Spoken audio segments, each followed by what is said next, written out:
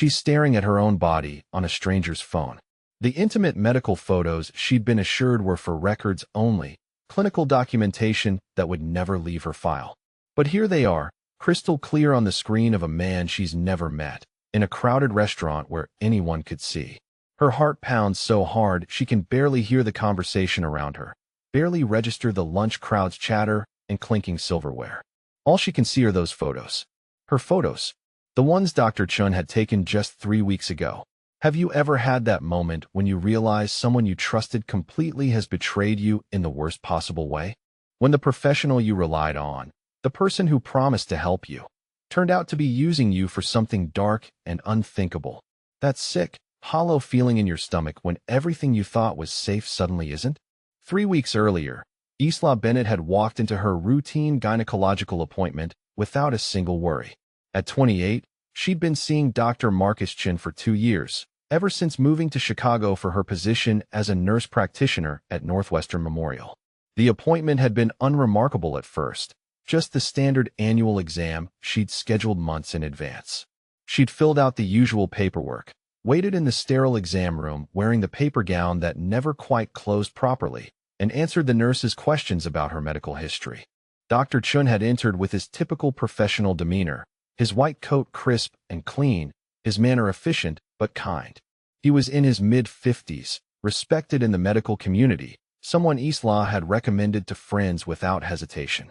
She'd trusted him completely. The exam had proceeded normally until he'd pulled out his phone. "I need to document some findings for your file," he'd said, his tone casual and clinical. "Just standard procedure, especially given your family history. We're moving toward more comprehensive digital records." Isla had hesitated, feeling a flutter of discomfort in her chest. She'd never had a doctor photograph anything during an exam before, and something about it felt wrong. But Dr. Chun was a professional, and she was a nurse practitioner herself. She understood medical documentation. She understood the importance of thorough records. "Is this really necessary?" she'd asked, her voice uncertain. "Absolutely standard now," he'd assured her, already positioning his phone. "The photos never leave the medical system. They're encrypted, HIPAA-compliant, just like everything else in your file. Actually more secure than paper records." His confidence had been reassuring. His medical credentials were impeccable. Isla had pushed down her discomfort and consented, telling herself she was being paranoid, that this was just modern medicine adapting to technology. The photos had taken less than a minute. Dr. Chun had been quick and professional, barely making eye contact, treating it like any other routine part of the exam. He'd finished the appointment with his usual thoroughness, discussed her test results from the previous year, and sent her on her way with a reminder to schedule her next visit. Isla had left feeling vaguely unsettled but convinced she was overreacting. She was a healthcare professional herself. She understood proper medical protocols. If Dr. Chen said it was standard procedure, it must be. She'd pushed the incident out of her mind over the following weeks, focusing on her demanding work schedule at the hospital. As a nurse practitioner in the emergency department, she saw enough real trauma and crisis that her own discomfort seemed trivial by comparison. People came through those doors with actual emergencies, actual violations. She had no right to feel violated by a routine medical appointment. But now, standing in this restaurant at midday on a Tuesday, staring at her own intimate photos on a stranger's phone, all that rationalization shattered into pieces. Isla had come to Rossi's Italian bistro for a quick lunch between shifts, craving their carbonara and a moment of peace before returning to the chaos of the ER. She'd been seated at a small table near the back, scrolling through her patient notes on her tablet while waiting for her food, when she'd heard the conversation at the table behind her. "Check out the new collection," one man had said, his voice low but carrying in the lunch crowd's tension really delivered this time. "Premium quality." The other man had laughed, a sound that made Isla's skin crawl. "Yeah, and these ones don't even know they're in the database yet. Fresh inventory." Something about their tone had made Isla glance over her shoulder, some instinct warning her that she didn't want to know what they were discussing, but needed to know anyway. The man facing her direction had his phone tilted just enough that she could see the screen from her angle. And there she was. Multiple photos, clearly medical in nature, clearly intimate. Her face wasn't visible in most of them, but she recognized her own body with a shock of horror that made her breath catch in her throat. The small birthmark on her left hip. The surgical scar from her appendectomy when she was 16. Details only she would know. Details that confirmed without doubt that these were her photos. The ones Dr. Chun had promised were for her medical records only. The ones that were supposed to be encrypted and secure. The ones that should never, ever be on a stranger's phone in a public restaurant. Isla's vision had tunneled, her hands going numb. She'd stood without thinking, her chair scraping loudly against the floor. She'd moved toward their table on autopilot, her professional instincts screaming at her to be careful, but her rage and violation drowning out every rational thought. Where did you get those? Her voice had come out shaking but loud enough to turn heads at nearby tables. Those are my photos. Where the hell did you get them? The two men had looked up in surprise, then quickly shifted to hostility. The one holding the phone had locked the screen and stood, his bulk intimidating as he stepped toward her. You need to back off, lady. This is a private conversation. Private? Isla's voice had risen, her fear transforming into fury. Those are photos from my medical exam. My doctor said they were for records. How do you have them? The second man had stood as well, flanking her, his hand moving inside his jacket in a gesture that sent ice through her veins. You're making a scene. You need to walk away right now. But Isla couldn't walk away. The violation was too massive, too incomprehensible. These men had her photos, intimate documentation of her body that she'd never consented to share. How many other people had seen them? How many phones were they on? What were they being used for? I'm calling the police, she'd said, reaching for her phone with trembling hands. You're going to explain to them how you got private medical photos. That's when the entire energy of the restaurant had changed. A man from a nearby table had risen, his movement fluid and commanding. His presence had been immediate and absolute, the kind of authority that made everyone in the vicinity go quiet. He was probably in his mid-30s, tall with dark hair styled with casual precision, olive skin, and eyes that were the color of steel in certain light. His suit was clearly expensive, the kind of tailored perfection that cost more than Islam made in a month. Everything about him radiated power and control and danger. Is there a problem here? His voice had been quiet, almost conversational, but it cut through the tension like a blade. The two men had gone rigid. The one who'd been reaching inside his jacket had frozen, his face draining of color. Mr. Caruso, the first man had stammered. We didn't see you there. This is just a misunderstanding. The man he'd called Caruso had looked at Isla, his gray eyes assessing. His gaze had been intense, but not threatening, curious rather than hostile. What's the misunderstanding? Isla's voice had steadied slightly, bolstered by his presence even though she had no idea who he was. These men have intimate medical photos of me on their phone. Photos my doctor took during an exam and said were for my records only. Something had flickered in Caruso's eyes, something cold and dangerous. Show me your phone. It wasn't a request. The man with the phone had hesitated for only a second before unlocking it and holding it out with a shaking hand. Caruso had taken it, his jaw tightening as he'd scrolled through whatever he saw there. Where did you get these? His voice had remained quiet, but Isla had heard the fury underneath it, barely restrained. We were just looking at, the second man had stuttered. Caruso had made a small gesture, and suddenly there were other men surrounding them, appearing from various spots around the restaurant like they'd been waiting for a signal. They were dressed similarly to Caruso, professional, but clearly not people you wanted to cross. Take them out back, Caruso had said calmly. I'll deal with them shortly. The two men had been escorted out quickly and quietly, their earlier bravado completely evaporated. Other patrons had looked away, suddenly very interested in their meals.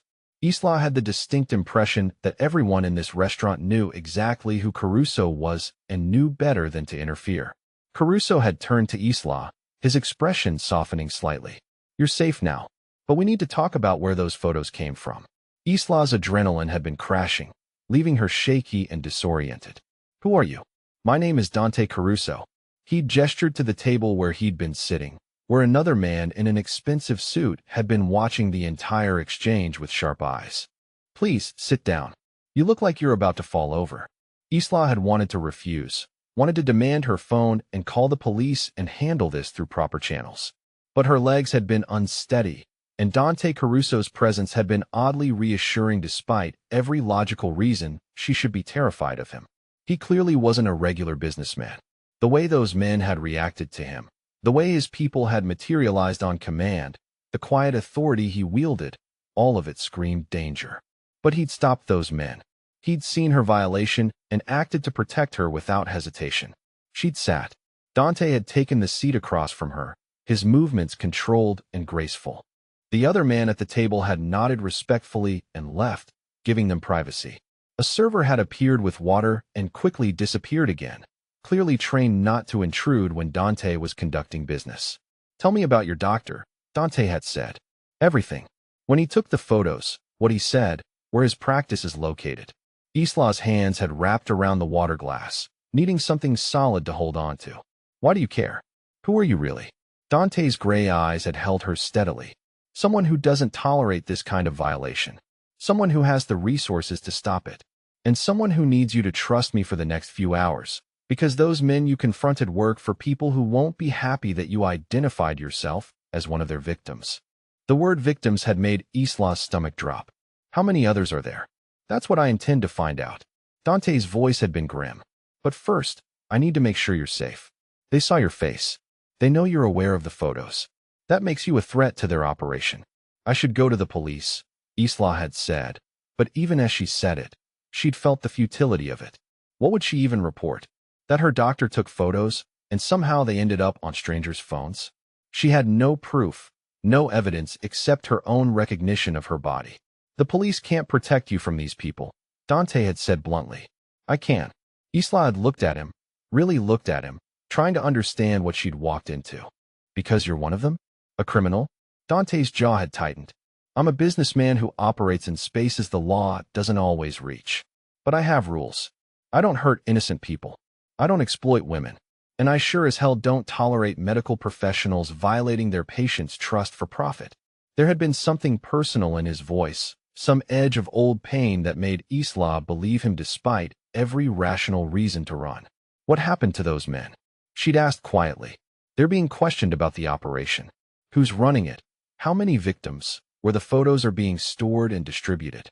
Dante had leaned forward slightly, his intensity focused entirely on her. "I promise you, by the end of today, I'll have answers. But right now, you need to come with me somewhere safe." Isla's heart had been racing again, but this time from a different kind of fear. Going with a strange man, even one who'd just protected her, went against every safety instinct she'd ever had. But staying alone, knowing that men who had her intimate photos were out there and knew she'd confronted them, felt even more dangerous. "I don't even know you," she'd whispered. "No," Dante had agreed. "But you know your instincts told you something was wrong when your doctor took those photos. Trust those same instincts now. Do you feel like I'm going to hurt you?" Isla had searched his face, looking for signs of deception or danger. All she'd seen was controlled fury directed at the situation, not at her. Determination. And something else, something almost protective in the way he watched her. "No," she'd admitted. "I don't think you'll hurt me. Then come with me. We'll figure this out together." Dante had stood, offering his hand. "I give you my word, you'll be safe." Isla had looked at his extended hand, at the expensive watch on his wrist, at the way he carried himself with absolute confidence.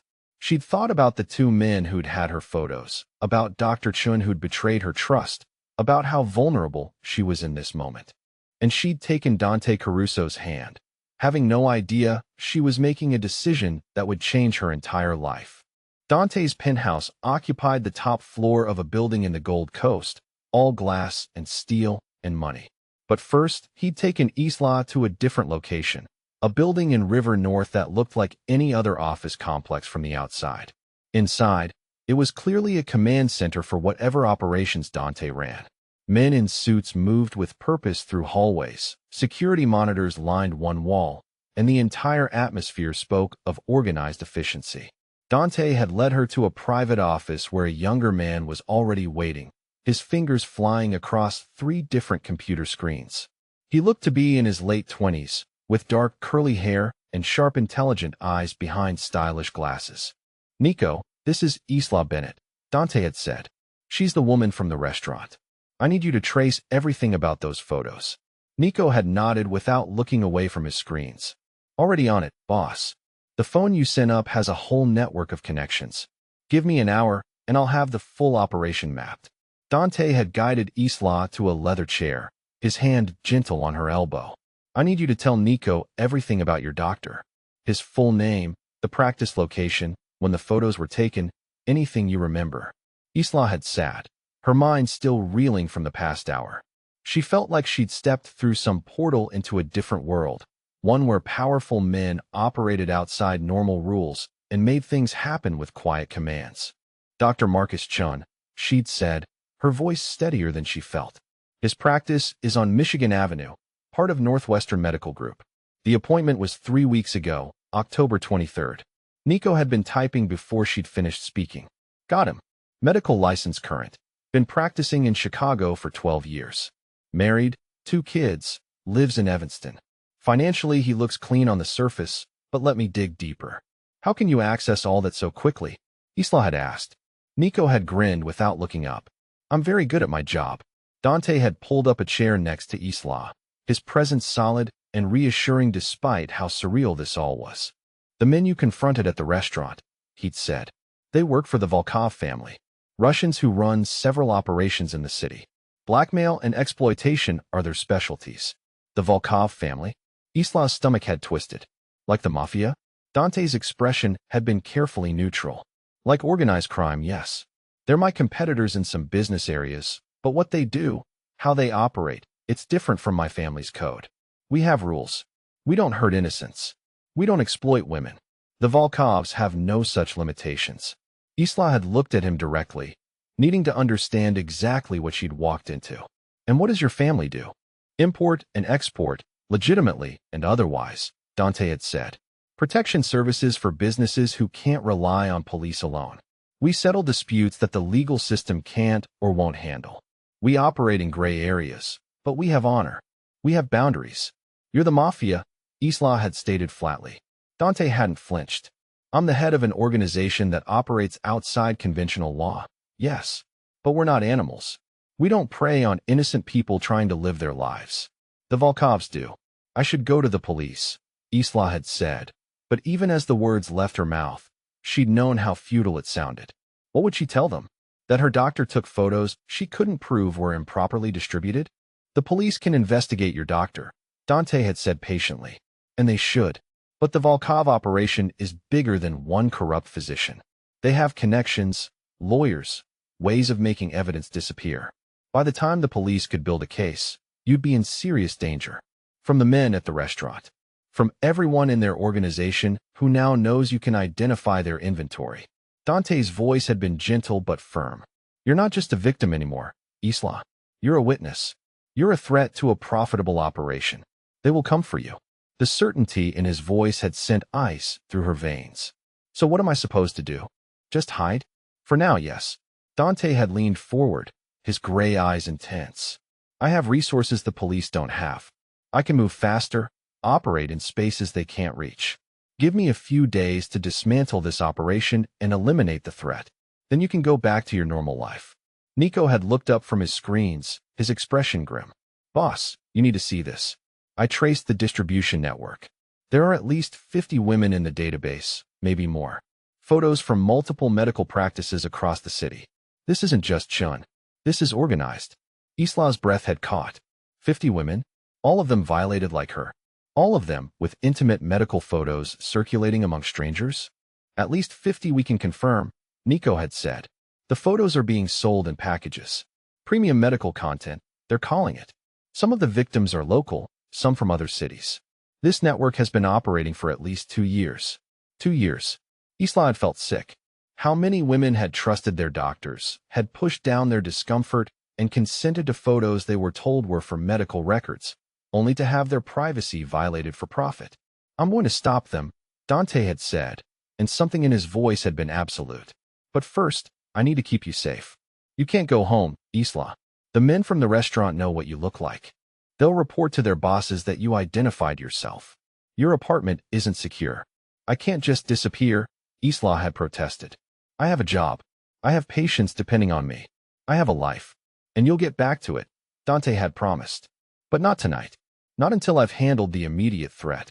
Isla had wanted to argue, wanted to insist she could take care of herself, that she didn't need some criminal's protection no matter how compelling his reasons. But the truth was, she was terrified. Those men had her photos. They were part of an organization that trafficked in women's most private moments. And Dante was offering her safety. Where would I stay? She'd asked quietly. With me. At my penthouse. I have security there, people watching every entrance. No one gets to you without going through me first. The thought of staying with this dangerous stranger should have terrified her more than the threat from the Volkovs. But somehow, looking at Dante's steady gaze, feeling the controlled power he emanated, Isla had felt something shift in her chest. Not quite trust, not yet, but something close to it. Okay, she'd whispered. But just for a few days. Just until this is handled. Dante had nodded, something like relief crossing his features. I'll have my people get your things from your apartment. You shouldn't go back there yourself. That was how Isla found herself in the back of Dante's car an hour later, driving through Chicago's evening traffic toward the Gold Coast. The car was sleek and expensive, driven by a silent man who'd been introduced simply as Luca. Dante sat beside her in the back seat, his phone pressed to his ear as he spoke in rapid Italian to someone on the other end. Isla had studied him while he was distracted, taking in details she'd been too shocked to notice earlier. He was probably 6'2", with broad shoulders that filled out his suit jacket perfectly. His dark hair was styled with just enough casualness to suggest he didn't spend hours on it, but still looked immaculate. His profile was strong, with a straight nose and a jaw that could have been carved from marble. He was objectively handsome in a way that would make anyone look twice. But it was more than his appearance that drew her attention. It was the way he carried himself, the absolute confidence in every movement. The sense that he was a man who knew exactly who he was and what he was capable of. It should have been intimidating. It was intimidating. But it was also magnetic in a way Isla hadn't expected. Dante had ended his call and caught her watching him. His expression had softened slightly. Are you all right? I don't know, Isla had answered honestly. This morning, I was a nurse practitioner going about my normal life. Now I'm in a car with a Mafia boss going to his penthouse to hide from Russian criminals. It's a lot to process. A slight smile had touched Dante's lips. I prefer to think of myself as a businessman with flexible ethics. Despite everything, Isla had felt her own lips twitch. That's one way to put it. The penthouse had been every bit as luxurious as Isla had expected. Floor-to-ceiling windows overlooked Lake Michigan, the water dark and endless under the evening sky. The furniture was modern and expensive, all clean lines and neutral colors. Abstract art hung on the walls, pieces that probably cost more than Islam made in a year. The kitchen was visible from the main living area, all marble countertops and professional-grade appliances. This is where you live? Isla had asked, turning slowly to take it all in. This is home, Dante had confirmed. It's secure, comfortable, and private. You'll stay in the guest room. He'd led her down a hallway past what looked like a home office and a gym, stopping at a door near the end. This is yours for as long as you need it. The guest room had been larger than Isla's entire studio apartment. A king-sized bed dominated one wall, dressed in linens that looked impossibly soft. French doors opened onto a private balcony with views of the lake. An attached bathroom was visible through another door, all marble and glass and luxury. There are clothes in the closet that should fit you, Dante had said. I had them brought up while we were at the office. If you need anything else, just let me know. Isla had turned to look at him. This man who'd inserted himself into her crisis with such complete authority. Why are you doing this? You don't know me. This isn't your problem. Dante had been quiet for a moment, something complicated crossing his features. I had a sister, he'd said finally. Had, past tense, because she died 3 years ago. Before she died, something similar happened to her. A doctor she trusted violated her privacy in a way I couldn't protect her from. By the time I found out, by the time I could act, the damage was done. She never recovered from it. His voice had been carefully controlled, but Isla had heard the grief and rage underneath it, old wounds that hadn't fully healed. I'm sorry, she'd said softly. I couldn't help her, Dante had continued. But I can help you. I can make sure this doesn't destroy you the way it destroyed her. So that's why I'm doing this, Isla. Because no woman should have to go through what you're going through. And because I have the power to stop it. The raw honesty in his words had made Isla's throat tight. She'd seen past the dangerous exterior in that moment, seen the man who'd loved his sister and failed to save her, who carried that failure like a weight. "Thank you," she'd whispered. Dante had nodded once, then stepped back toward the door. "Get some rest. We'll talk more in the morning about next steps." He'd left, closing the door quietly behind him, and Isla had been alone in a stranger's guest room with her entire life turned upside down. She'd moved to the window, looking out at the dark lake and the city lights sparkling below. Her reflection stared back at her from the glass, a woman who looked smaller and more lost than Isla wanted to admit. 24 hours ago, her biggest concern had been a difficult patient in the ER and whether she'd have time to meal prep for the week. Now she was hiding from criminals in a penthouse owned by a man who'd openly admitted to being part of organized crime. But he'd also stopped those men. He'd seen her violation and acted without hesitation to protect her. He'd shared something deeply personal to explain his motivations. And somehow, despite every logical reason to be terrified, Isla felt safer in this moment than she had in weeks. Maybe it was shock. Maybe it was desperation. Or maybe it was instinct. The same instinct that had told her something was wrong when Dr. Chun took those photos. The same instinct that was telling her now that Dante Caruso, dangerous as he clearly was, meant what he said about keeping her safe. Several floors below, in his home office, Dante stared at the security monitors showing every entrance to his building. His conversation with Nico replayed in his mind, the scope of the operation larger and more organized than he'd initially thought. 50 women, maybe more, all of them violated by people they trusted. All of them with their most private moments circulating for profit. The rage he felt was familiar, the same rage he'd felt 3 years ago when he'd discovered what had happened to his sister Sophia. But this time, he had the chance to act before it was too late. This time, he could protect someone. His eyes drifted to the monitor showing the hallway outside the guest room. He couldn't see Isla, but he knew she was there, probably trying to process everything that had happened today. She'd been brave, confronting those men in the restaurant despite being terrified. She'd been smart, recognizing immediately that something was wrong.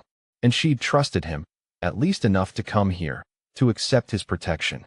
Dante had been attracted to her from that first moment in the restaurant. Something about her combination of vulnerability and underlying strength calling to something primal in him. She was beautiful, with her dark blonde hair and green eyes, with the way she held herself like she was used to being strong even when she was scared. But it was more than physical attraction. It was recognition, a sense that this woman was someone worth protecting, worth fighting for. He shook his head, pushing the thoughts away. She was under his protection, which meant she was off limits. He would handle the Volkov operation, eliminate the threat, and send her back to her normal life. That was the plan. That was all it could be. But as he watched the monitors and planned his next moves, Dante couldn't quite shake the feeling that Isla Bennett was going to change everything. Down the hall, Isla finally pulled herself away from the window and sat on the edge of the massive bed. Her phone sat on the nightstand where she'd placed it, and she picked it up, scrolling through the messages and missed calls from the hospital, from friends, from her normal life that felt impossibly distant now. She should call someone, should tell someone where she was. But what would she say? That she was staying with a mafia boss she'd just met because her doctor had violated her trust, and now criminals were after her? It sounded insane, even in her own head. Isla set the phone down and lay back on the bed, staring at the ceiling. The sheets were as soft as they looked, expensive and comfortable. The room smelled faintly of something clean and masculine, probably whatever Dante's housekeeper used. Everything about this place screamed wealth and power and danger. And yet, lying here in this stranger's home, Isla felt safer than she had since that appointment with Dr. Chun. Safer than she'd felt in her own apartment, looking over her shoulder and wondering if someone was watching her. She turned onto her side, looking at the closed door. Somewhere beyond it was Dante, probably working on whatever plan he had to handle this situation. Dante, who'd looked at her with such intensity. Dante, who'd shared his sister's tragedy to explain why he cared. Dante, who was dangerous and protective and completely appending everything Isla thought she knew about her life. Sleep felt impossible, but exhaustion was winning. As her eyes drifted closed, Isla's last thought was that she'd made a choice today, taking Dante's hand and trusting him with her safety. She just hoped it was the right one. Isla woke to sunlight streaming through unfamiliar windows and spent a disoriented moment trying to remember where she was. Then it all came rushing back: the restaurant, the photos, Dante Caruso, and his offer of protection. She was in his penthouse, hiding from criminals who had intimate pictures of her body. The clock on the nightstand read 7:15. Isla normally would have been at the hospital already, checking on overnight patients and preparing for her shift. Instead, she was lying in a bed that probably cost more than her car, wearing borrowed pajamas that fit perfectly in a stranger's home. She forced herself up and into the shower, letting the hot water wash away some of the surreal feeling clinging to her. The bathroom was stocked with expensive toiletries, and Isla wondered how many other women had stayed here, had used these same products. The thought made her uncomfortable in a way she didn't want to examine too closely. When she emerged from the guest room 20 minutes later, dressed in jeans and a soft sweater from the closet Dante had somehow filled with her size, she followed the smell of coffee toward the kitchen.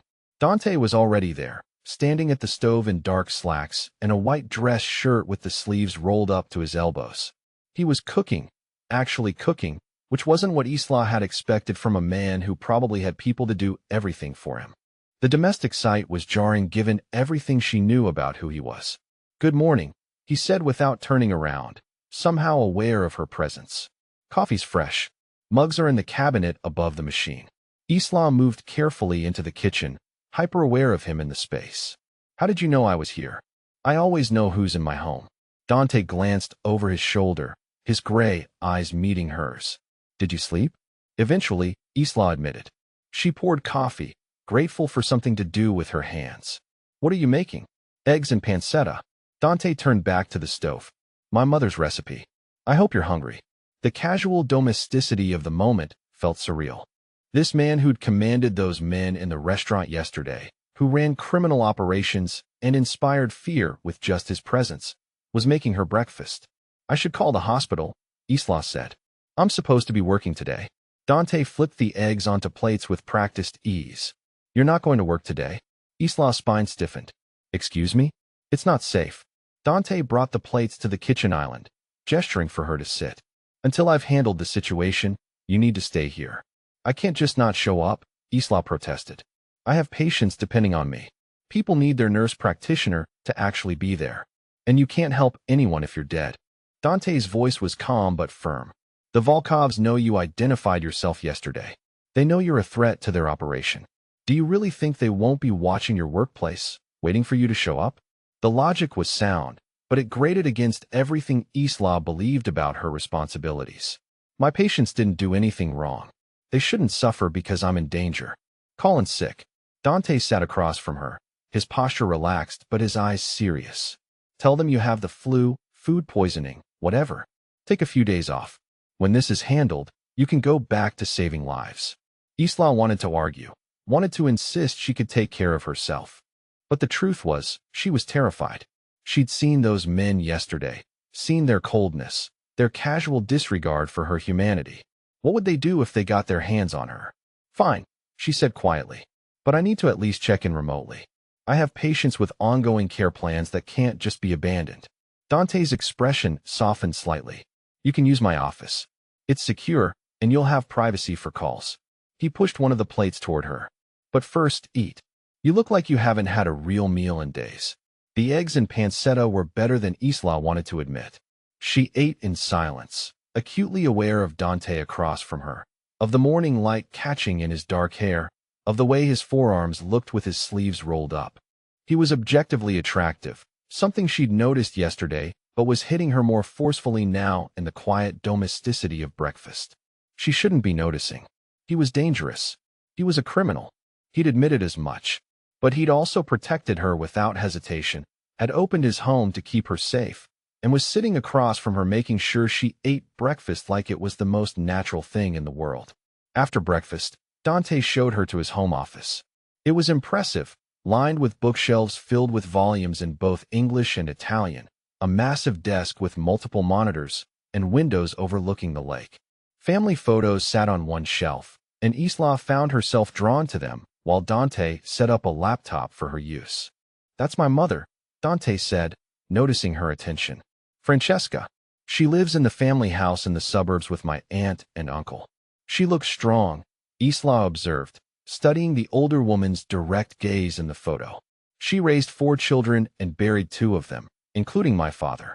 Dante's voice held deep respect. Strong doesn't begin to cover it. Isla's eyes moved to another photo, a young woman with Dante's coloring and a brilliant smile. That's Sophia? Dante was quiet for a moment. Yes, that was taken a year before she died. She was 26 there, working as a teacher, planning her wedding. She had everything ahead of her. The grief in his voice was palpable, old but still sharp. Isla turned to face him fully. What happened to her? After the photos, I mean. If you want to talk about it. Dante leaned against his desk, his arms crossed over his chest. A doctor she trusted took intimate photos during an exam. Told her the same thing yours told you, that they were from medical records. She found out months later that the photos had been circulating online, on sites that specialized in that kind of content. By the time she told the family, by the time I could act, the damage was done. She couldn't sleep, couldn't work. Every time she left the house, she wondered if people had seen her photos. The shame and violation ate at her until there was nothing left. Isla's throat was tight. I'm so sorry. I hunted down everyone involved. Dante continued, his voice hard. The doctor, the people distributing the photos, everyone who'd profited from her violation. I made them pay, but it didn't bring her back. It didn't undo what they'd done to her. Is that why you do this? Isla asked softly. Why you stopped those men yesterday? I couldn't save Sophia, Dante said, his gray eyes meeting hers with fierce intensity. But I can save you. I can make sure this doesn't destroy you the way it destroyed her. And I can make damn sure the people responsible face consequences. Even if those consequences are outside the law. Especially then. Dante's voice was cold. The law moves too slowly. By the time they build a case, gather evidence, go through courts, more women are victimized. More lives are destroyed. I move faster. And I don't leave room for appeals or technicalities. You're going to kill them, Isla said. It wasn't a question. Dante didn't look away. The men directly responsible for distribution and blackmail? Yes. The doctors who violated their patients' trust? They'll face criminal charges. I have connections who can ensure their medical licenses are revoked and they go to prison. But the enforcers, the people who profit from this violation, they knew exactly what they were doing. They made their choice.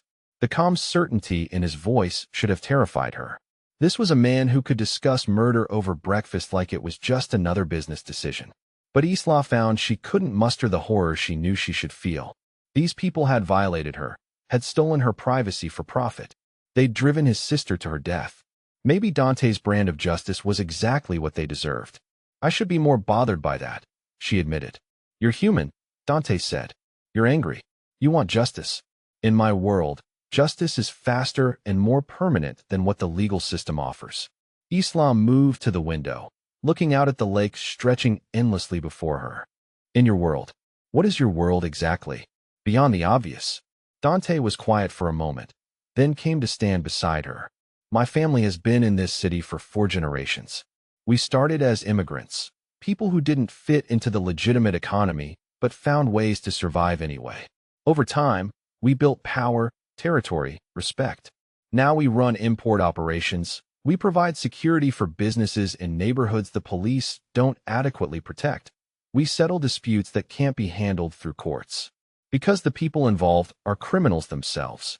Sometimes, Dante's shoulder was almost touching hers, close enough that she could feel his warmth. Sometimes it's because the legal system is too slow or corrupt or simply doesn't care. We fill the gaps. And yes, we profit from it. But we also protect people. We have rules, a code. We don't hurt innocents. We don't exploit women or children. We don't deal in drugs or human trafficking. There are lines we don't cross. But you kill people. When necessary. When they've done something that deserves it. Dante turned to look at her, his expression serious. I won't lie to you, Isla. I've done things that would horrify most people. But I've also saved lives, protected families, stopped monsters that the law couldn't touch. I'm not asking you to approve. I'm just asking you to understand. Islam met his gaze, saw the complexity in those steel gray eyes. He wasn't making excuses or justifying himself. He was simply being honest about who he was and what he did. There was something compelling about that honesty, even when what he was being honest about should have sent her running. I became a nurse practitioner because I wanted to help people, she said quietly. I wanted to heal, to make a difference. It's important to me that I do good in the world. You do, Dante said. Every day, you help people who are suffering. You make their lives better. That's not nothing. But now I'm standing here, accepting protection from someone who kills people, trying to reconcile the fact that I don't actually hate you for it. I'm not asking you to love what I do. Dante's voice was soft, just to understand why I do it, and to let me help you. Isla nodded slowly, then deliberately changed the subject. I need to make those calls to the hospital. Dante took the hint and left her alone in the office. Isla spent the next 2 hours on the phone and computer, managing patient care remotely and coordinating with other practitioners to cover her cases. It felt good to be useful, to be doing something productive instead of just hiding and waiting. But she couldn't help being distracted by her surroundings. Dante's office told a story about him, if she paid attention. The books weren't just for show, they were worn and read, spanning topics from philosophy to history to classic literature. The family photos showed a man who valued his connections, who kept his loved ones close even in his private space. Notes scribbled in Italian sat on his desk, his handwriting bold and decisive. When Dante returned around noon carrying plates of food, Isla looked up from her laptop with surprise. You need to eat, he said simply, setting down what looked like gourmet sandwiches and salad. And before you argue, I know you'll just work through lunch if I don't make you stop. He was right, which was annoying. Isla saved her work and moved to the small table by the window where Dante had set the food. Where did this come from? I have people who handle things. Dante sat across from her. But I'm capable of making a sandwich myself when needed. They ate in comfortable silence for a few minutes before Isla found herself asking, do you ever wish you'd chosen a different life? Something legitimate? Dante considered the question. Sometimes. When I was younger, I thought about it more. Going to business school, building something outside the family. But this is who I am. This is my responsibility. When my father died, I became head of the family. I can't just walk away from that. Even if you wanted to. Even then. But honestly, Dante's eyes met hers. I'm good at what I do. I protect people who need protecting. I maintain order in spaces where chaos would reign otherwise. There's honor in that, even if it doesn't look like traditional honor. The afternoon passed in an odd rhythm. Isla worked in Dante's office while he handled his own business from another room, occasionally passing through to check on her or bring her coffee. It felt domestic in a way that shouldn't have been comfortable, but somehow was. Like they were a couple working from home together, rather than a criminal and the woman he was protecting.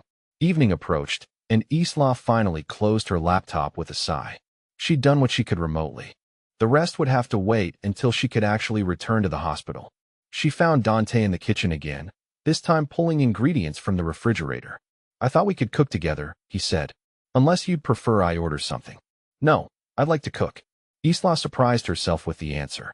It would be nice to do something normal. They fell into an easy rhythm, Dante handling the pasta while Isla prepared vegetables and sauce. He moved around the kitchen with the same confidence he brought to everything else, comfortable and assured. Their hands brushed occasionally as they worked, sending small jolts of awareness through Isla each time. She was acutely conscious of him in the space, of the way his dress shirt stretched across his shoulders, of his forearms as he worked, of the way he occasionally glanced at her when he thought she wasn't looking. The awareness building between them was palpable, a tension that wasn't uncomfortable but definitely present. At one point, Isla reached for a pan on a high shelf and lost her balance slightly on her toes. Dante's hand was immediately at her waist, steadying her, his body close behind hers. The contact sent electricity through her, his hand large and warm against her side, his presence solid and protective. I've got you, he said quietly, his breath stirring her hair. Isla turned slowly, which brought them face to face, barely inches apart. His hand remained at her waist, and she could see the faint stubble on his jaw, the exact shade of gray in his eyes, the way they darkened as he looked at her. Her own hand had come up to rest against his chest, feeling his heartbeat under her palm, steady and strong. The moment stretched, both of them frozen in awareness of each other, of how easy it would be to close that small distance. Isla's breath caught as Dante's gaze dropped to her lips, his hand flexing slightly against her waist. Then his phone rang, shattering the tension. Dante stepped back, his hand sliding away from her waist, leaving her feeling cold where he'd been warm. He pulled out his phone, glancing at the screen. "It's Nico," he said, his voice slightly rough. "I need to take this." He moved into the living room, and Isla gripped the counter, trying to steady herself. What was she doing? She barely knew this man. He was dangerous, part of a criminal organization. She had no business feeling this attracted to him, no business wanting him to kiss her. But she did want it. Desperately. And from the look in his eyes, he'd wanted it too. Dante's voice carried from the other room, speaking in rapid Italian. Isla couldn't understand the words, but she heard the shift in his tone, the hardening into something cold and dangerous. When he returned to the kitchen, his expression was grim.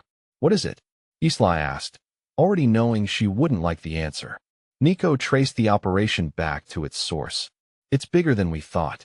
3 medical practices are involved, including your Dr. Chun. They've been selling photos to the Volkovs for 2 years, over 70 women total. The photos are being used for blackmail, sold on private sites, distributed in packages." Dante's jaw was tight. "Your doctor has made over $200,000 from this." Isla felt the blood drain from her face. $200,000. He'd sold her privacy, her dignity, for money. He'd looked her in the eye, assured her the photos were secure, and then profited from violating her trust. The room spun slightly, and then Dante's hands were on her shoulders, steadying her. "Breathe," he said firmly. "Just breathe, Isla." "He sold me," she whispered.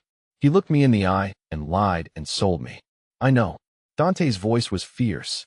"And he's going to pay for it. They all are." The tears came suddenly, a wave of violation and fury and helplessness crashing over her. Dante pulled her against his chest, his arms coming around her securely, holding her while she cried.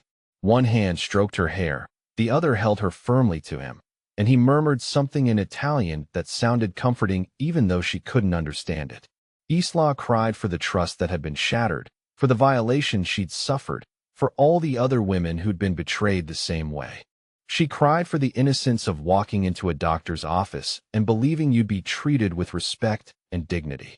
And she cried because she was exhausted and scared and angry, and Dante's arms felt like the only safe place in the world. Eventually, the tears subsided, leaving her drained and embarrassed. She pulled back slightly, wiping at her face. "I'm sorry. Don't apologize." Dante's hand came up to cup her cheek, his thumb wiping away a remaining tear. "You have every right to be upset. What was done to you was unforgivable.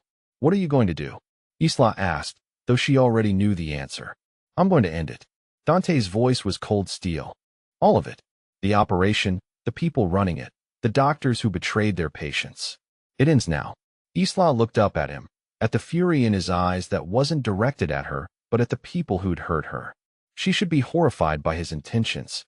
She should be calling the police, insisting on doing this the right way.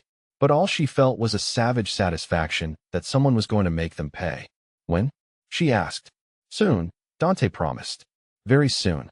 His hand was still cupping her cheek, and Isla was suddenly aware of how close they were again, of how his other arm was still around her waist.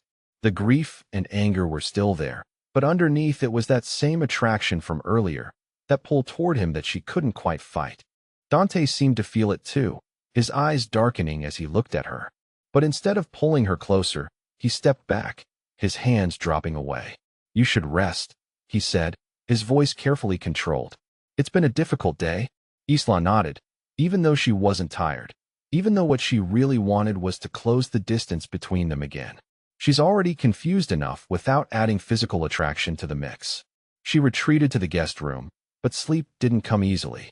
She lay in the dark, thinking about Dante's arms around her, about the way he'd held her while she cried, about the moment in the kitchen when she'd been certain he was going to kiss her. This was insane. She barely knew him. But somehow, in the span of less than 2 days, Dante Caruso had become the person she trusted most in the world, the person she felt safest with, the person she couldn't stop thinking about.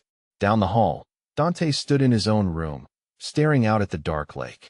His hands clenched into fists as he fought the urge to go back to her, to finish what they'd almost started in the kitchen.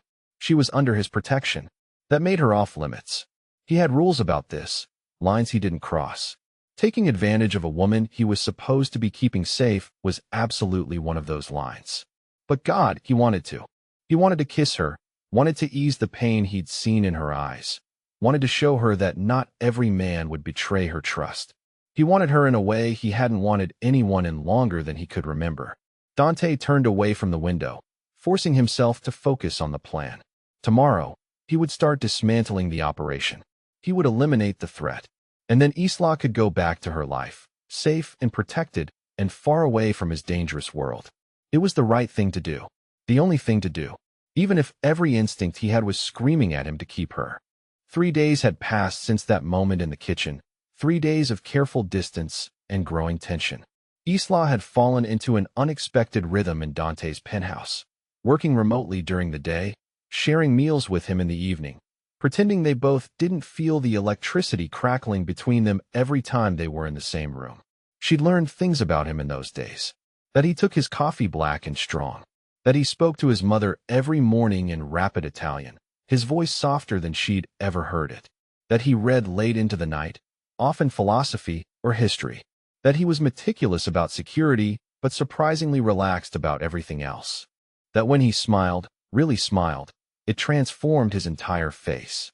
And she'd learned that she was in serious trouble, because every small thing she discovered about Dante Caruso made her want him more. Dante had left early that morning for a meeting with his inner circle. Isla knew, without asking, that they were planning the operation to take down the photo ring. She'd seen the shift in him over the past days, the way he'd grown colder and more focused whenever he took calls about the investigation. He was preparing for violence, and part of her should have been disturbed by how little that bothered her. She was making lunch when she heard the penthouse door open. Dante walked in, followed by 3 men Isla recognized from the office building. Nico was there, along with a large, intimidating man who must be Luca, and an older, distinguished man she hadn't met. Isla, Dante said, his voice carefully neutral. This is Antonio, my consigliera. The older man nodded respectfully. Ms. Bennett, Dante speaks highly of your courage. I don't feel very courageous, Isla admitted. Just angry.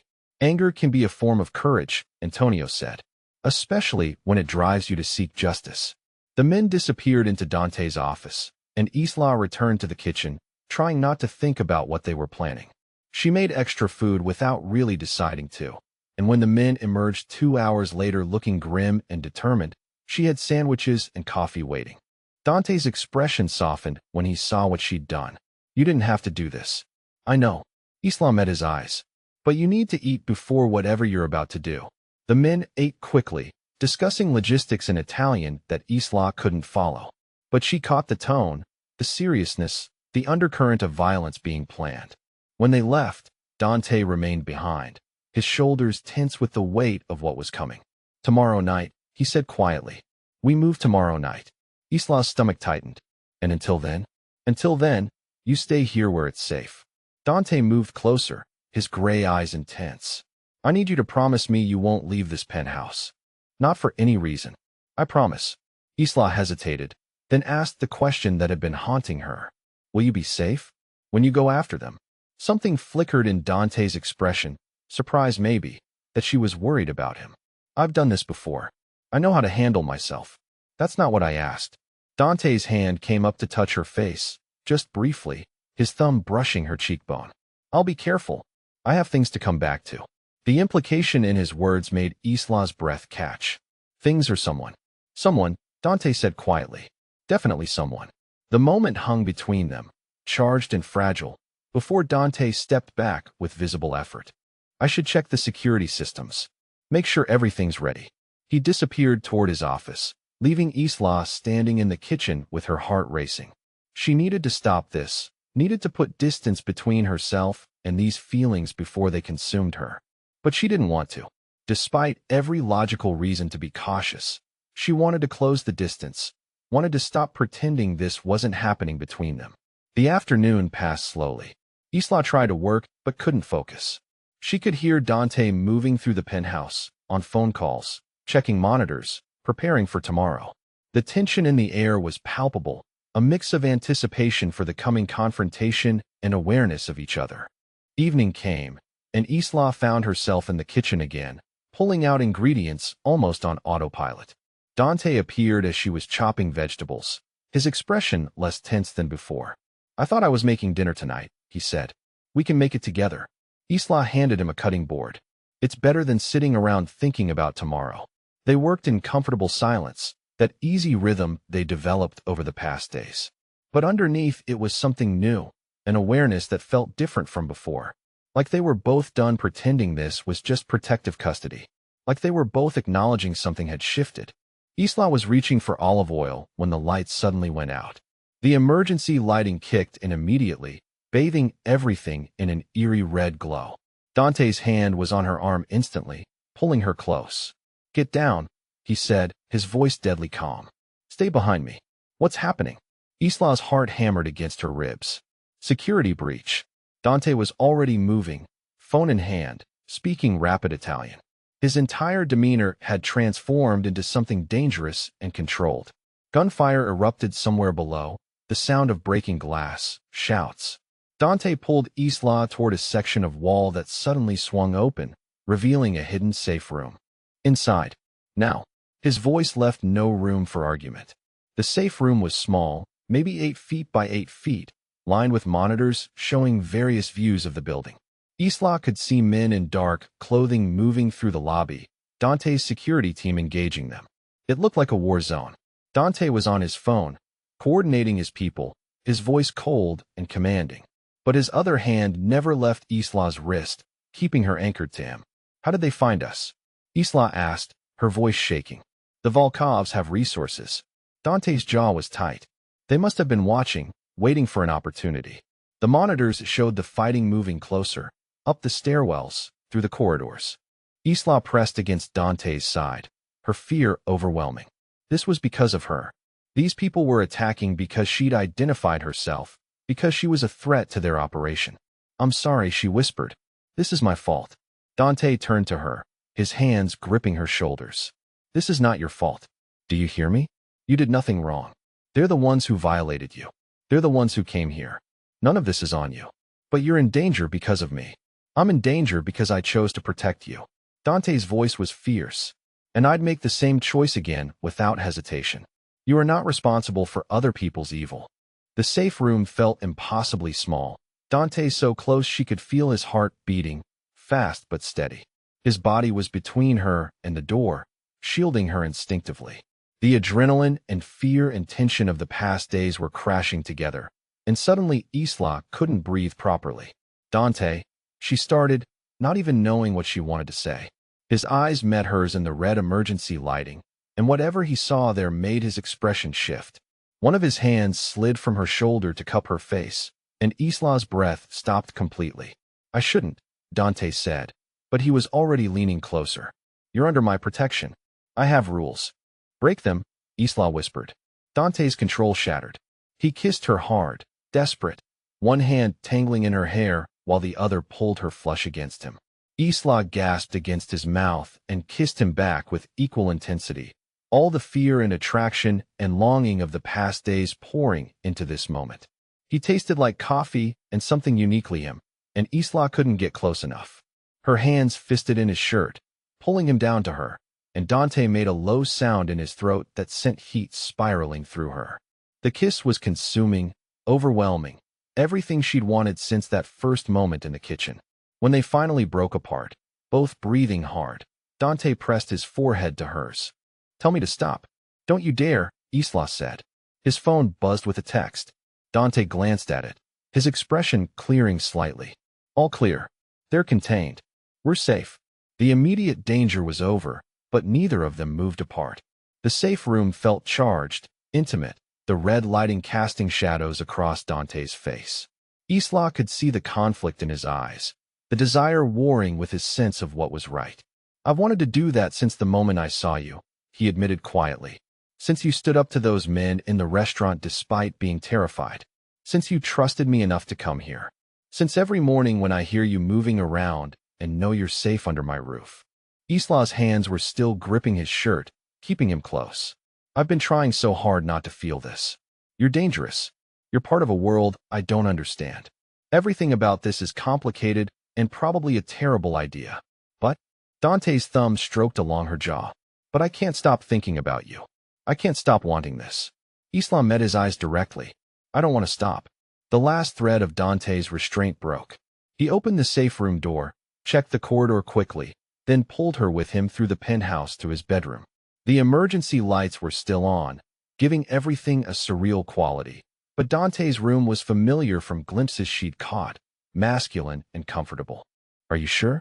Dante asked, even as his hands moved to frame her face. "Because once we do this, I won't be able to let you go. I won't be able to pretend I don't want you in my life permanently." "I'm terrified," Isla admitted. "But I'm sure. I trust you, Dante. I don't know when that happened, but I do." He kissed her again, slower this time, but no less intense. His hands were careful despite the desire she could feel radiating from him, touching her like she was precious. Isla pulled at his shirt, needing to feel his skin, and Dante helped her remove it. They moved to the bed, Dante laying her down with a gentleness that made her chest ache. His hands trembled slightly as he looked at her, and Isla realized he was as affected by this as she was. "Tell me if you want to stop," he said seriously. "Any time, for any reason. I won't want to stop." Isla pulled him down to her.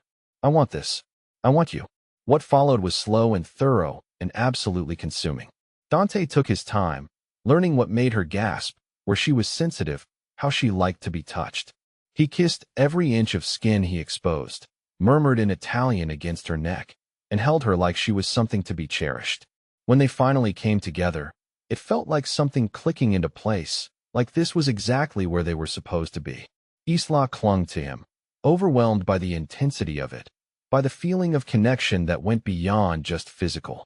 Dante's forehead pressed to hers, his breathing ragged, and she knew he felt it too. Afterward, they lay tangled together, Dante's arms secure around her waist, Isla's head on his chest listening to his heartbeat slow. The emergency lights had clicked off at some point, returning the room to normal darkness broken only by city lights through the windows. Dante's hand stroked through her hair, repetitive and soothing. "I meant what I said earlier. I'm not letting you go after this."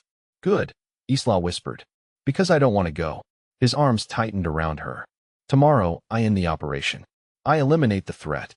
And then we figure out what this is, where we go from here." "We're in completely different worlds," Isla said quietly, voicing the fear that had been lurking beneath everything. "I'm a nurse practitioner. You're, well, you." Dante shifted so he could look at her face. "Does my world scare you?" "Yes," Isla admitted. "But you don't. Somehow you're the safest thing in it. Then we'll figure it out." Dante's voice was certain. "Whatever it takes, we'll make it work." Isla wanted to believe him. Lying here in his arms, feeling more protected and wanted than she ever had, it was easy to believe. The complications could wait. The questions about how a woman dedicated to healing could be with a man who dealt in violence, those could wait too. For now, she just let herself feel this, feel him, feel the rightness of being exactly where she was. "What did you say to me earlier?" she asked sleepily. In Italian, in the safe room? Dante's chest rumbled with a soft laugh. "I said you were going to be the death of me. That I'd never wanted anyone the way I want you. That's what I thought it might be." Isla smiled against his skin. "Say something else in Italian." "Se la cosa più bella che mi sia mai capitata," Dante murmured, his accent thick and beautiful. "You're the best thing that's ever happened to me." Isla lifted her head to kiss him, soft and sweet. "Show me again." Dante rolled them over, settling his weight over her, his eyes dark with renewed desire and something deeper. With pleasure, they made love again, slower this time, savoring each touch and kiss. And when they finally fell asleep tangled together, Dante's hands still stroking her hair, both of them knew everything had changed. Tomorrow would bring violence and endings. But tonight, they had this, they had each other, and that was enough.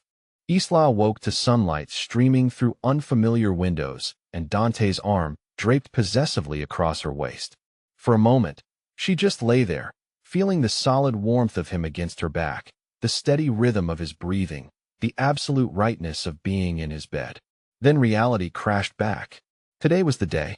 Today Dante would go after the people who'd violated her, who'd violated dozens of other women. Today he would do things that most people would call murder, and she would have to decide if she could live with loving a man capable of that. Because she did love him. Somewhere between the restaurant and the safe room and last night, she'd fallen completely. Dante stirred behind her, his arm tightening briefly before he pressed a kiss to her shoulder. "Good morning." Isla turned in his arms to face him. His dark hair was mussed from sleep, stubble shadowing his jaw, and his gray eyes were soft in a way she suspected few people ever saw. Good morning. They lay there for a long moment, just looking at each other, both knowing this peaceful bubble was about to burst. I have to go today, Dante said quietly. You know that. I know. Isla's hand traced along his jaw. I want to come with you. Dante's expression hardened immediately. Absolutely not. These are my photos. My violation. Isla sat up, pulling the sheet with her. I should be there. No. Dante sat up as well, his voice firm. What I'm doing today is dangerous and violent. I won't put you in that situation. So I'm just supposed to sit here and wait? Isla felt frustration building. While you risk your life because of something that happened to me, you're supposed to stay safe. Dante's hand cupped her face, forcing her to meet his eyes. That's the only thing I need from you today, Isla.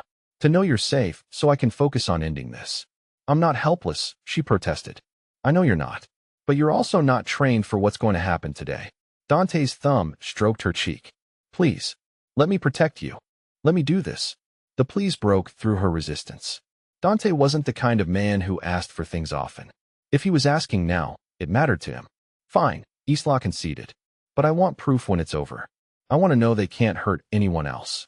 You'll have it. Dante kissed her forehead, then her lips, soft and lingering. I promise. They showered separately, the intimacy of the morning shifting into something more tense as the reality of the day approached. When Isla emerged dressed in jeans and a sweater, Dante was already in the kitchen on the phone, back in his suit, transformed into the dangerous man she'd first met. Luca arrived within the hour, along with Nico and Antonio.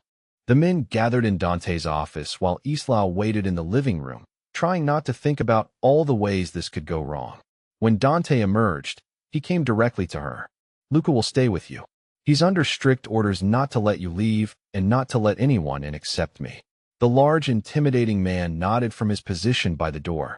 She'll be safe, boss. I give you my word. Dante's hands framed Isla's face, his expression intense. I'll be back before dark. And when I come back, this will be over. Be careful, Isla whispered. Please be careful. Always. Dante kissed her, hard and possessive, like he was claiming her before walking into danger. Then he was gone, taking Nico and Antonio with him, leaving Isla alone with Luca and her churning thoughts. Dante sat in the back of the SUV as they drove toward the first target, his mind cold and focused. Beside him, Antonio reviewed the plan one final time while Nico worked on his laptop in the front passenger seat. The medical practice first, Antonio said. Then the distribution center. We hit them simultaneously so neither can warn the other. And Dr. Chen? Dante's voice was ice. He'll be at the practice. Nico looked up from his screen. He has appointments until 4, then he usually stays late to finish paperwork. Perfect. Dante checked his weapon, the familiar weight of it grounding. He knows we're coming? He knows someone might be coming, Antonio said. But he doesn't know it's us. He's hired private security, thinks that will be enough. It won't be, Dante said flatly. They split up at the medical building, Dante taking 4 men with him while Antonio led the team to the Volkov distribution center across town. Nico stayed in the van, monitoring communications and security cameras. The private security in the medical building's lobby went down quickly and quietly. Dante's men were professionals, trained and efficient. They secured the building, evacuated patients and staff from other offices, and cornered Dr. Chun in his private consultation room within 10 minutes. Chun looked up from his desk as Dante walked in, his face draining of color. Mr. Caruso, I can explain. Explain. Dante closed the door behind him, his voice deadly calm. Explain how you violated the trust of 73 women.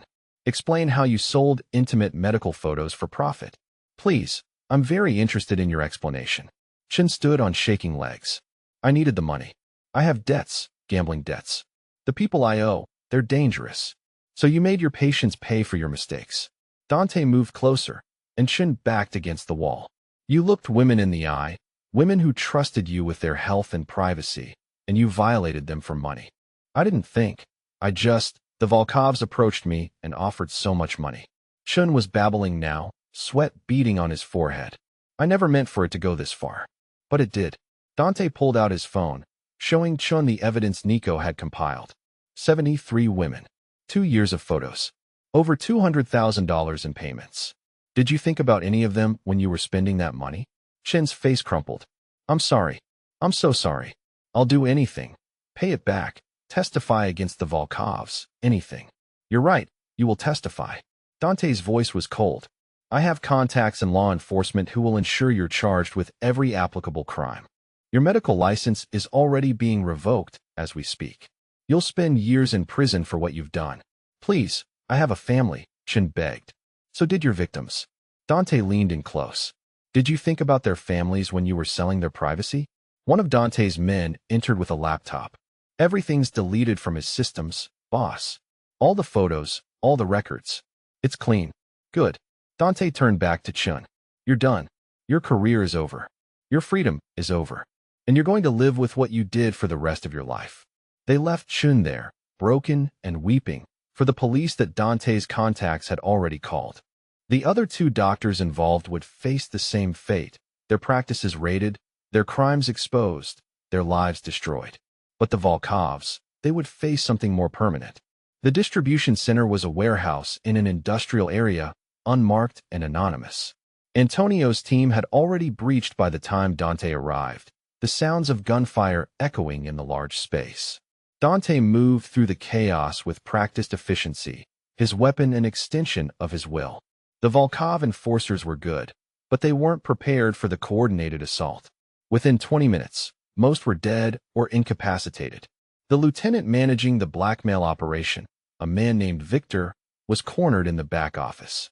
Dante found him trying to destroy hard drives, desperately smashing equipment. Don't bother, Dante said, his weapon aimed steady.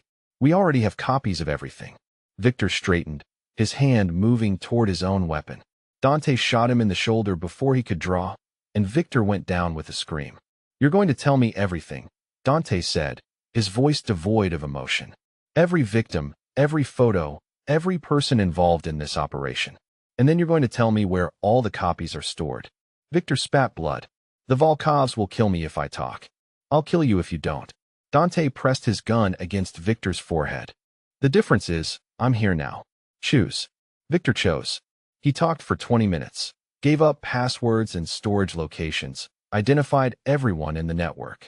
Nico confirmed remotely that the information was good, that they had access to everything. When Victor was done, Dante looked at him with cold eyes. You made money from women's suffering. You profited from their violation and fear. There's no redemption for that. The single shot echoed in the warehouse. Dante made sure every hard drive was destroyed, every server wiped, every physical copy of the photos burned.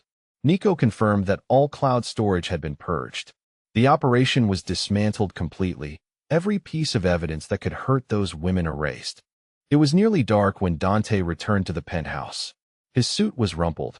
There was blood on his shirt that wasn't his, and exhaustion pulled at him. But it was done. The threat was eliminated, the photos destroyed, justice served. Luca opened the door, nodding in confirmation that everything had been quiet. Isla was pacing in the living room, her relief visible when she saw Dante. She ran to him, and he caught her, holding her tight despite his weariness. It's over, he said into her hair. All of it. The photos are gone. The operation is destroyed. You're safe. Isla pulled back to look at his face, searching for something. Are you okay? I'm fine. Tired, but fine. Dante led her to the couch, pulling her down beside him. The doctors will face criminal charges. They'll lose their licenses and go to prison. The Volkovs who ran the operation are dead.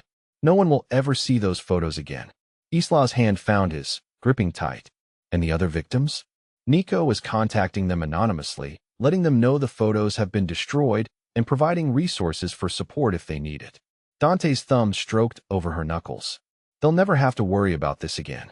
Tears slipped down Isla's cheeks, relief and grief mixing. Thank you. Thank you for doing this. I would do anything for you. Dante wiped her tears with his free hand. Anything to keep you safe, to make sure you can move forward without this hanging over you.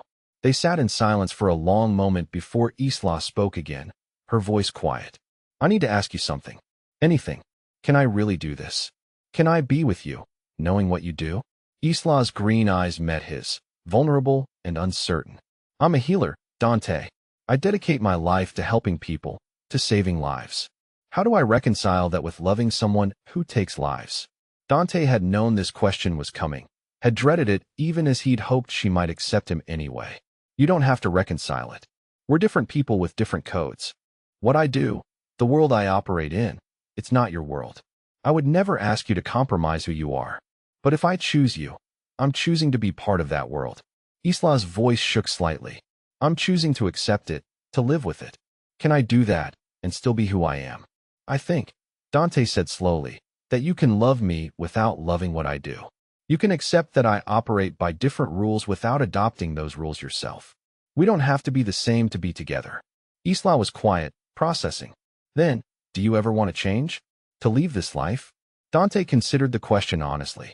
Sometimes I wonder what it would be like to be legitimate, to not always be looking over my shoulder. But this is who I am, Isla. This is my family's legacy, my responsibility. I can't just walk away from it. I'm not asking you to. Isla's hand tightened on his. I'm trying to figure out if I can be with you as you are, not some version of you that doesn't exist. And can you? Dante's heart was in his throat, waiting for her answer. Isla looked at him, really looked at him, seeing all of him. The dangerous man who'd kill people today. The gentle man who'd held her while she cried. The protective man who'd risked everything to keep her safe. The vulnerable man who was waiting for her verdict on their future. I feel safer with you than I've ever felt in my life, she said finally. Even knowing what you do, even knowing you're dangerous, somehow you're the safest thing in my world. That should be contradictory, but it's not. You're not. That's not an answer, Dante said softly. It is. Isla moved closer, cupping his face. Yes, I can be with you. Yes, I can accept who you are and what you do. I don't have to love every part of your world to love you. And I do love you, Dante. Completely. Relief and joy crashed through Dante so powerfully he could barely breathe. I love you too. I have from the moment you stood up to those men in the restaurant. You're the bravest, most beautiful person I've ever met, and I will spend the rest of my life being worthy of the trust you're giving me. He kissed her then, deep and claiming, pouring everything he felt into it. When they finally broke apart, both breathing hard, Dante pressed his forehead to hers. Stay with me, he said. Not because you're in danger, not because you need protection, but because you want to. Build a life with me. Let me love you the way you deserve. Yes, Isla whispered. Yes to all of it. They held each other as darkness fell completely outside, the city lights sparkling below them. The threat was gone, the danger past, but neither of them felt like this was an ending. It felt like a beginning, like the start of something permanent and real and worth fighting for. I meant what I said, Dante murmured against her hair. I'll spend my life being worthy of you. You already are, Isla said, and believed it completely. You already are. 6 months later, Isla awoke to the familiar warmth of Dante's arm around her waist and the Chicago sunrise painting their bedroom in shades of gold. Their bedroom. Not the guest room, not temporary sanctuary, but the space they shared every night, the bed they'd chosen together, the life they'd built. She turned carefully, not wanting to wake him yet, and just watched him sleep. His face was peaceful in rest, the hard edges softened. The dangerous man she knew he was replaced by the gentle one only she got to see. Her hand traced lightly along his jaw, feeling the early morning stubble, and his eyes opened, gray and warm, and immediately focused on her. Good morning, beautiful, he murmured, his voice rough with sleep. Good morning. Isla kissed him softly. Did I wake you? I don't mind waking up to you. Dante pulled her closer, his hands playing possessively across her lower back. What time do you need to be at the clinic? Not until 9. Isla settled against his chest, listening to his heartbeat. I have that staff meeting about the new patient intake process. The clinic had been Isla's idea, a fresh start at a smaller practice that specialized in women's health with an emphasis on trauma-informed care. She'd left Northwestern 3 months ago, needing distance from the hospital where Dr. Chun had practiced, from the memories of that violation. The new position let her focus on the kind of care she was passionate about, working with women who'd experienced medical trauma and needed providers they could trust. And the foundation meeting this afternoon? Dante asked, his fingers tracing patterns on her back. 2 o'clock. We're finalizing the grant applications for the support groups. Isla smiled against his skin. We should be able to expand to 3 more locations by fall. The Phoenix Foundation had been born from Isla's need to do something meaningful with what had happened to her. Using Dante's resources and connections, she'd established a nonprofit providing support for victims of medical exploitation and privacy violations. They offered therapy, legal assistance, advocacy, and most importantly, a community of women who understood what it meant to have your trust violated by someone sworn to help you. Dante had funded it without hesitation, had helped her navigate the logistics of setting up a legitimate organization, and had stayed completely in the background so Isla could build something that was entirely hers. She'd found purpose in the aftermath of trauma, and he'd made sure she had everything she needed to pursue it. "I'm proud of you," Dante said quietly. "What you've built, how you've helped other women, it's remarkable." "We built it," Isla corrected. "I couldn't have done this without you. You would have found a way." Dante tilted her face up to his. "You're the strongest person I know, Isla. You took something horrible and turned it into hope for others." They lay together in comfortable silence until the need to start the day became unavoidable. Isla showered and dressed while Dante made coffee, the morning routine they'd perfected over months of living together. By the time she emerged, he had breakfast waiting, just simple toast and eggs, but made with the care he brought to everything involving her. Dante was on his phone when she sat down, speaking rapid Italian that she'd learned meant he was talking to his mother. He smiled at whatever Francesca said, then switched to English. "She's right here, Mama." "Yes, I'll ask her." He held out the phone. "My mother wants to talk to you." Isla took it with a smile. "Good morning, Francesca." "Isla, darling," Francesca's warm voice came through. "I'm calling to confirm you're both coming for dinner tonight. The whole family will be there." "We'll be there," Isla promised. "Can I bring anything?" "Just yourself, dear. And make sure my son doesn't work too late. He needs to remember there's more to life than business."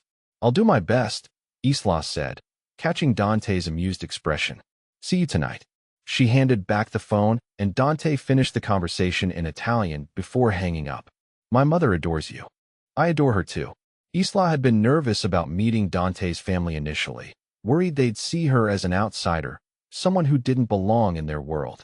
But Francesca had welcomed her with open arms, as had Dante's aunt and uncle. They'd seen how happy Dante was, how he'd changed since meeting Isla, and that had been enough. "Sophia would have loved you," Dante said quietly, a bittersweet smile on his face. "She would have said you're too good for me." She'd have been right. Isla reached across the table to take his hand. "But I'm keeping you anyway." The morning passed in the comfortable rhythm of their separate work. Isla headed to the clinic while Dante went to his office downtown, the legitimate import business that served as the public face of his operations. They texted throughout the day, small check-ins that had become habit, little reminders that they were thinking of each other. The staff meeting ran long, but Isla didn't mind. She loved her new colleagues, loved the philosophy of care they practiced, loved having a medical home where she felt valued and safe. The foundation meeting was equally productive, and by the time Isla headed back to the penthouse to change for dinner, she felt satisfied with what she'd accomplished. Dante was already home when she arrived, changed into dark slacks and a button-down that made him look unfairly handsome. He pulled her into his arms as soon as she walked in, kissing her thoroughly. "I missed you," he murmured against her lips. "You saw me this morning," Isla laughed. "Still missed you." Dante's hands settled at her waist. "How was your day?" "Good. Productive." Isla rested her hands on his chest. "The foundation is expanding, the clinic is running smoothly, and I get to have dinner with your family tonight. I'd say it's been a very good day. It's about to get better." Dante's eyes held something she couldn't quite read, anticipation maybe, or nervousness. "But go get changed. We don't want to be late." The drive to the Caruso family home in the suburbs was familiar now. Isla had been there enough times to feel comfortable, to know where everything was, to be greeted with hugs instead of handshakes. The house was large but warm, filled with family photos and the smell of Francesca's cooking. Dante's mother met them at the door, pulling Isla into an embrace before her son. "Look at you, so beautiful. Come in, come in. Dinner is almost ready." The dining room table was set for 6. Dante's Aunt Maria and Uncle Giovanni were already seated, and they greeted Isla warmly. But it was the 6th place setting that made Isla pause, wondering who else was joining them. "I invited someone special tonight," Francesca said, her eyes knowing. "Someone who's been wanting to see you both." A young woman appeared from the kitchen, mid-20s with dark hair and warm brown eyes. She looked nervous but determined as she approached Dante. Dante stared at her in shock. Sophia? The woman shook her head gently. No, I'm sorry. I'm Isabella Russo. But I knew your sister. We were in the same support group before she died. Dante's expression shifted through confusion to understanding. You're one of the victims. I was, Isabella confirmed. And thanks to what you both did, I'm not anymore. The photos are gone. The people who hurt us can't hurt anyone else. I've been in therapy, working with the Phoenix Foundation, and I'm finally healing. She turned to Isla. I wanted to thank you in person. What you've built, the support you've provided, it saved my life. Isla felt tears prick her eyes.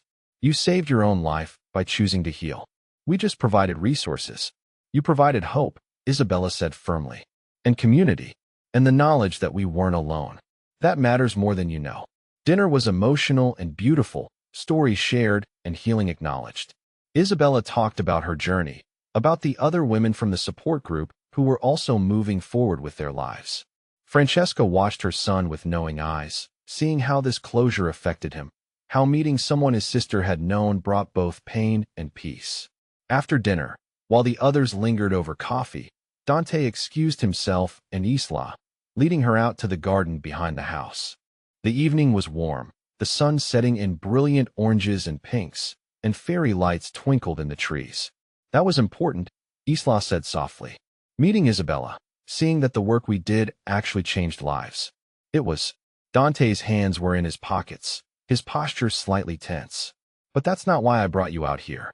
Isla's heart picked up speed. No. Dante turned to face her fully, his gray eyes intense in the fading light. 6 months ago, you walked into my life in the middle of a crisis. You were terrified and violated, and you had every reason not to trust anyone, especially not me. But you did trust me. You let me protect you. And somewhere along the way, you taught me what it means to really love someone. Dante, Isla started, her throat tight. Let me finish. Dante took her hands in his grip warm and solid. You've changed everything about my life. Coming home to you is the best part of my day. Watching you build something beautiful from trauma inspires me. The way you see the world, the compassion you bring to everything, it makes me want to be better. You make me better. He let go of her hands to pull a small velvet box from his pocket, and Isla's breath stopped completely. Dante dropped to one knee, opening the box to reveal a ring that was elegant and perfect, a single diamond that caught the fairy lights. Isla Bennett, will you marry me? Will you build a life with me? Accept my family as yours. Let me spend the rest of my life proving I'm worthy of the gift you gave me when you chose to trust me? Isla was crying, happy tears streaming down her face. Yes, absolutely yes. Dante stood and slid the ring onto her finger, then pulled her into a kiss that felt like a promise, like the beginning of forever. When they finally broke apart, both of them laughing and crying, Isla looked at the ring sparkling on her hand. It's perfect. You're perfect. She kissed him again. I can't believe this is my life. Believe it. Dante's arms tightened around her. You're stuck with me now, amore mio. No backing out. I wouldn't dream of it. Isla rested her head against his chest, listening to his heartbeat, feeling the absolute rightness of this moment. 6 months ago, I was terrified and violated and lost. Now I'm engaged to the love of my life, doing work that matters, and happier than I ever thought possible. You took something terrible and transformed it, Dante said into her hair. You're remarkable. We transformed it together. Isla pulled back to look at his face. I couldn't have done any of this without you. The foundation, the healing, the hope, all of it exists because you protected me, because you showed me that trust could be rebuilt, that not everyone would betray me. I will never betray your trust, Dante promised. I will spend every day of our marriage making sure you feel safe and loved and cherished. I already do, Isla whispered. I already do. They walked back inside hand in hand, and Francesca took one look at them and burst into delighted Italian. The whole family celebrated. Toasts were made. Tears and laughter flowed freely. Isabella hugged Isla tight, whispering that Sophia would have been so happy for them. Later that night, back at the penthouse, Isla stood at the window looking out at the city lights while Dante wrapped his arms around her from behind. She turned the ring on her finger, still amazed that this was real, that she got to keep this life they'd built. What are you thinking about? Dante asked, his chin resting on her shoulder. About how this started, Isla said quietly. About walking into a doctor's office and having my trust destroyed. About confronting those men in the restaurant. About how terrified I was when you offered to help me. And about how all of that, as horrible as it was, led me here. To you. To this life. To actually being happy. Do you think you would have found your way to me without all that? I don't know. Isla turned in his arms to face him. Maybe in another life, another way. But I think we were always meant to find each other. The universe just had a really dramatic way of making it happen. Dante laughed softly. Only you could find the romance in a Mafia protection situation. It is pretty romantic when you think about it.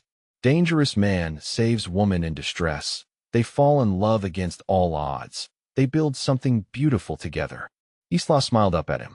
That's the kind of story people tell when they want to believe in fate. I do believe in fate now, Dante said seriously. I believe you were meant to walk into my life. I believe I was meant to protect you. I believe we were meant to heal each other. You healed me too, you know. Isla's hand rested over his heart.